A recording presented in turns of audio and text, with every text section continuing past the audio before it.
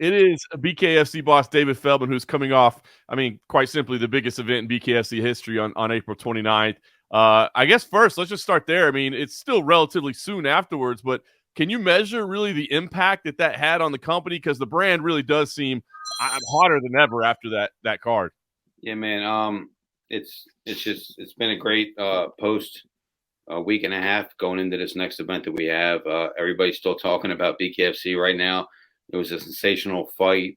We got to have that extra bonus with Conor McGregor showing up and jumping in the ring, so that worked well, man. It was really just an unbelievable event. I couldn't have asked for anything more. I couldn't ask for a better result from the fight. I couldn't ask for better reactions. Now, everything that happened from that event was phenomenal for our company.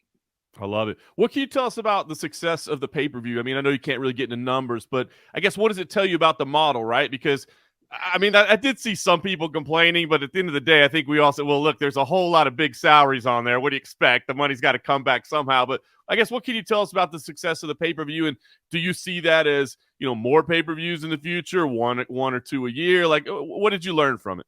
Yeah, probably 3 or 4 a year. As long as we can do the real big names. Might be a little cheaper. We might reduce the price a little bit. We did see some complaints, and look, I think we are a very fan friendly organization, and we want to do what's right for the fans. And we have to do our science on this too to make sure that if we drop it, are we going to get more viewers, or are we just dropping it to please the people that aren't even going to watch it anyway, right? So that's what we have to really do the math and the science on that. But it was a great model for us. But really, we have these other TV talks coming up here in the next week or two, and if they work out, then maybe these bigger fights will end up on free TV. We'll see what happens with that. But a lot of options on the table right now. It was a tremendous event for our company, and really gave us a lot of options. It's awesome, John. That's fantastic. Well, the crazy thing is the show goes on, right? So I wonder, was it tough to move past that? I mean, you have an event like that. I'm sure you want to sit back and kind of soak it in a little bit and just be like, wow, look at what we just did. But there's a whole bunch of stuff coming up. So was it tough to kind of pack that away and move forward? Nah, we did. Like it was funny. Like the day after, I was on the phone. Like I was just checking all the messages from really morning to night. And usually my wife's like, "Get off the phone! It's the day after the fight. Spend some time." And then she's like, "Listen, you earned this. You deserve this. Watch. Look at every single message that's out there." It was awesome. I mean, we did. We had a couple days that was awesome for us, and we have to move on now. We have to move on to the next thing, which is this Friday and then next Friday and then June, July, August, and everything we're doing, opening up different countries, different continents, really. And it's unbelievable, man. It's unbelievable. I love it. Well, you touched on it. BKSC 42. It's this Friday night, May 12th. It's Tony Soto versus Tyler Goodjohn.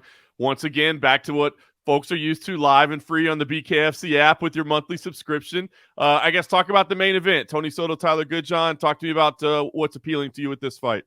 It's a real crossroads fight. I think Tyler Goodjohn has to win this fight to prove that he's still legitimate in the organization. And Tony Soto, if he wins this fight, he moves his undefeated record up, and he becomes a legitimate contender for the championship. So, it's a real true crossroads fight right here. I expect it to be a great fight. It's funny, we talked about it this morning. Do you think it's going to be fireworks? I was like, absolutely, it has to be. Tyler Goodjohn doesn't know how to fight any other way, and Tony Soto is here to prove a point. So I think it's going to be a great fight for the fans in South Carolina, where we came off selling out an event in Myrtle Beach, which was phenomenal. So then we're going to have another great crowd and a really good card, man. I mean, happy. I love it. What else? Any other highlights that you think about? Because I agree, on paper, it looks like to me fireworks in the main event. But any other bouts or names that you're most specifically looking forward to this Friday? Yeah, man. We got a lot of guys and girls really on the card that I think are going to do great. Andy Wynn's coming back on the card. Keith Richardson, who was one half of the best fights that I've ever witnessed in my life, he's coming back. His opponent actually just fell out, so we're replacing him right now. That's why I didn't mention who his opponent was. And Dustin Pegg has a great fight as well. So a lot of guys that I expect some really good things from in BKFC are on that card. And again, it's that card that probably slips under the table, and people are like, oh, there's no big names on it, and it's going to be probably one of the best cards that we've ever had. It's looking pretty fantastic. And then you touched on it too. You go back to back, right? May 19th, you got another event. Houston Alexander versus Jeremy Smith in Omaha. Houston, I mean, 51 years old, but 3-0. Like, this isn't just some, crazy act that we're putting out there. This guy is going out there and putting in work. But Jeremy Smith, man, he's on quite the hot streak as well. So, I mean, this main event looks like it's pretty fantastic as well. No, absolutely. That it should be a great one. Jeremy Smith's coming off some big upsets in our organization that people really think he was going to be able to do. Houston Alexander, everybody wrote him off, and he scores 3 big back-to-back knockouts. So he's I wouldn't really have a guy at his age fighting, right? But I mean, he's knocking everybody out. Like, he's not beating everybody, he's knocking everybody out. It's crazy, man. So that's a very intriguing matchup as well. And then we have some great fights in the undercard there as well. I honestly don't have that card in front of me to give you all the names, but I mean, I know we have Elvin Brito's fighting Carlos Trinidad. Carlos Trinidad is touted to be one of the best fighters in our organization. Elvin Brito, as you know, fought for the championship, was the champion, and we think that that's going to be a barn burner as well. And then we move into June 9th. We have the championship in Great Falls, Montana. Louis Lopez is going to be just a sensational June 9th. And then we actually have an event June 16th, which we may actually move to June 23rd right now because of logistical issues. I think we're going to end that one up at the Hard Rock in Hollywood again, one of our homes away from home. Awesome. Busy schedule, man. Definitely looking forward to it. Let me ask you about a couple names. Mike Perry, talking about the amazing event. He announced he was a free agent, but I think you guys are a perfect partnership, man. And I feel like, obviously that you still got to get to a number that everybody's happy with and a deal that everybody's happy with, but it does seem like a match made in heaven. So I guess talk to me, if you can, about updates on that front. Are you guys in discussion? Is there progress being made? What's going on with Mike Perry? Yeah, I mean, actually just had a back and forth, pretty decent call with his management team right now. But, look, we're looking out for the best of Mike Perry, as I am too, but I'm also looking out for what's best for our company. And, I think we're at a point where we're pretty much in agreement. I know there's some other offers on the table for him, but he's bare knuckle. Like, can he fight MMA? Sure he can. Is he the best MMA fighter in the world? No, he's not. Is he the best bare knuckle fighter in the world? It's arguable that he could be. He found out how to fight this sport. He knows what it takes. He knows how to train for this sport, and he's synonymous with bare knuckle right now. So I think, he comes back to BKFC. I don't see it going any other way, but if it does, he was great. He helped the organization, and, he's a great fighter, great guy, and I really like him. But I do think he's going to end his career here with BKFC. I love it. I mean, certainly can't hate on a man for fielding the offers that are out there, but I do hope he comes back to BKFC because it's been fantastic there. So look forward to hearing the updates. Eddie Alvarez, I mean, one of the greatest fights we've ever seen in BKFC history. Man, any thoughts on where he goes from here? Have you guys talked about, more work with him? Yeah, I mean, we talked about it before the fight and after the fight. He said he loved it. He loved the experience. He loved everything about it. So we're going to be talking here in the next week or so. Gave him time to rest. He was in a war, man, an unbelievable war. He dropped Chad Mendez. He got dropped. It was everything that you could possibly want to fight. A lot of action, 2 big names. I mean, I couldn't really have asked for much more, and he gave us everything we wanted, as did Chad. So, he said he wants to come back, and I think there's a couple names out there that make sense that I'm going to throw his way, and I think it's going to get him excited because, again, he's a guy, he fought everybody in the world, right, for years, and he said it has to excite me, and I think I have a couple things that are going to excite him.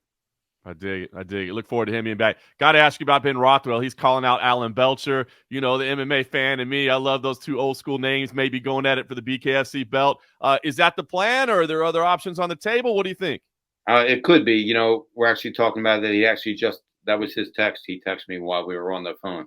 While we were doing this interview. So I'm going to get back to him. I'll let him know. I want to see what his weight's going to be. There's a couple of variables there, but I think it's a very marketable matchup. And, if that doesn't work, I know that Arnold Adams wants a rematch with Alan Belcher. Lorenzo Hunt wants to move up to heavyweight to fight Alan Belcher. So Alan Belcher has a target on his head right now with, 3 or 4 different guys in our organization. So, it makes for some exciting matchups. You touched on the weight issue. I talked to Ben beforehand. He said that maybe you're trying to establish a limit for the heavyweight division and maybe create super heavyweight. Is that kind of the idea right now, or what's the plan?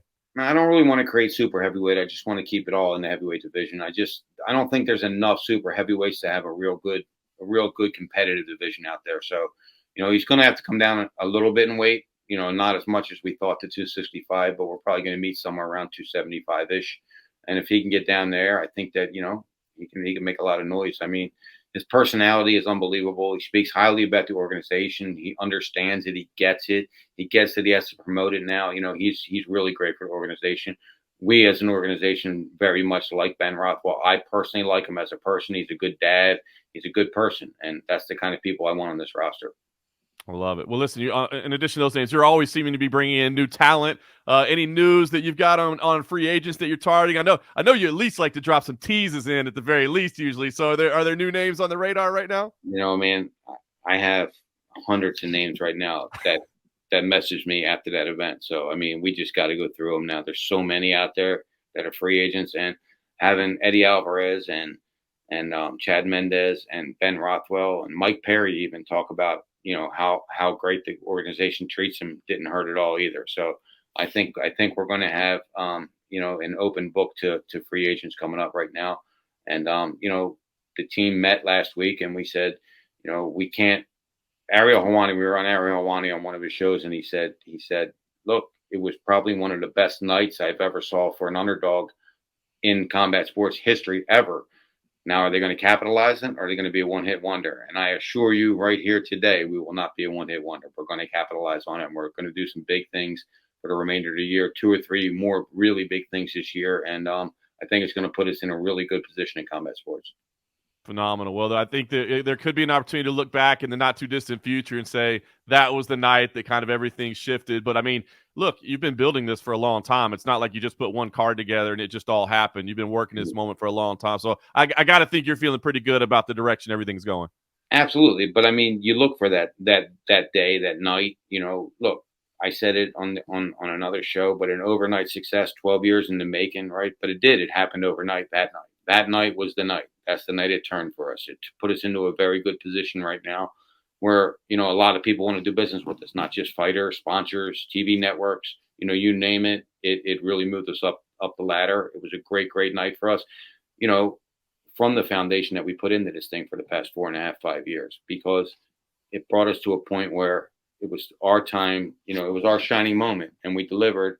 And to have Conor McGregor there as well, not just be there, not just get in the ring and mess around, but to really say after the fact how great of an organization this was, how great of a sport this was, how great the fights were. It was just tremendous for BKFC, and I'm very, very happy about the result of it. I love it. Listen, I've been telling people, I think there are people like, hey, is he going to fight in BKFC? It's like, well, come on, he's under UFC contract. That's not going to happen. But I'm telling you right now, I think he's dead serious. Like a couple years down the road when he's out of contract, I bet he would absolutely love to climb in the BKFC ring. I think, what it is with Conor? It's like, is Conor going to get in the ring? I'm like, nah, he's not getting in the ring. And then you know what, man? He got challenged and his ego got to him. I mean, he had to, right? That's Conor, man. Nobody's pushing Conor around, and they did. And he pushed back. So you never know. If the right person pushes him in the organization, he could push back and get here. I mean, right now, obviously, he has some business to handle with the UFC. And once he's done that, we'd love to, of course, I don't have to say it, we'd love to have Conor McGregor, the biggest figure in combat sports, be a part of that. Our organization would just be tremendous. But if he didn't, what he just did for us the other night for free, which was, phenomenal for us, was it brought us up a couple more pegs, and we're thankful to that. We're thankful to the fighters, thankful to the media like yourself, John, really for covering us these 5 years, and now seeing us turn the corner. I think it's special to us, but it might be a little special to you guys too, because you were there with us when nobody was really talking about us, and now now a lot of people are, and it's great. It's a great feeling to have the support system we have. It definitely is. It definitely is. Well, David, congrats on everything. I know it's fight week for you, so I won't take too much of your time. Seems like it's fight week more often than it's not fight week for you, but I won't take your time. But congratulations. Let's remind everybody, back to work Friday night, May 12th, live and free on the BKFC app. All right. Thanks, my man.